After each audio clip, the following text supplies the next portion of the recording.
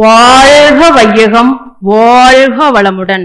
இந்த அருமையானதொரு ஞாயிறு திருநாளில் மேடையில் அமர்ந்திருக்கும் ஆழியார் அறிவித்திருக்கோவில் அறங்காவலர் மற்றும் ஆசிரியர் பெருமக்கள் அனைவருக்கும், இங்கு மேடையின் முன் அமர்ந்திருக்கும் இருப்பாளருக்கும் என் முதற்கண் காலை வணக்கத்தை தெரிவித்துக் கொண்டு, என்னுடைய பெயர் ஸ்ரீராதா. கடந்த 15 ஆண்டுகளாக வழக்கறிஞராக திருப்பூர் மாவட்டத்தில் பணிபுரிந்து கொண்டு வருகிறேன்.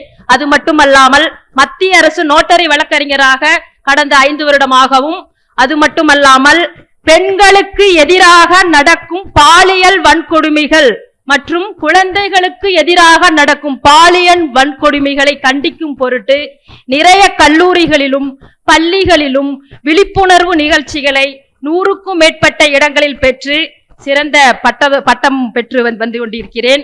அது மட்டுமல்லாமல் என்னுடைய கணவரின் பாக்கியத்தால் சிறந்ததொரு வாழ்க வளமுடன் பயிற்சி கடந்த ஆண்டு நான் பேசிக் கோர்ஸில் கலந்து கொண்டு,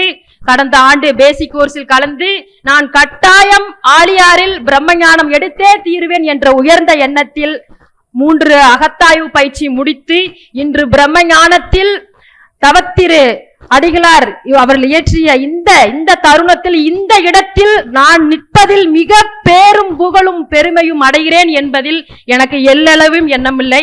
மற்றும் இந்த மிகச் சிறப்பானதொரு இந்த ஆழியார் திருக்கோவிலில் திருக்கோயில் நம்மளுடைய அறிவையெல்லாம் எப்படியெல்லாம் பயன்படுத்துவது, அறிவை நீங்கள் திருக்கோவிலில் எப்படியெல்லாம் உபயோகப்படுத்துவது, அறிவுதான் திருக்கோவில். அப்படி சிறந்ததொரு இங்கு ஒரு ஞானத்தை கொடுத்தார்கள்.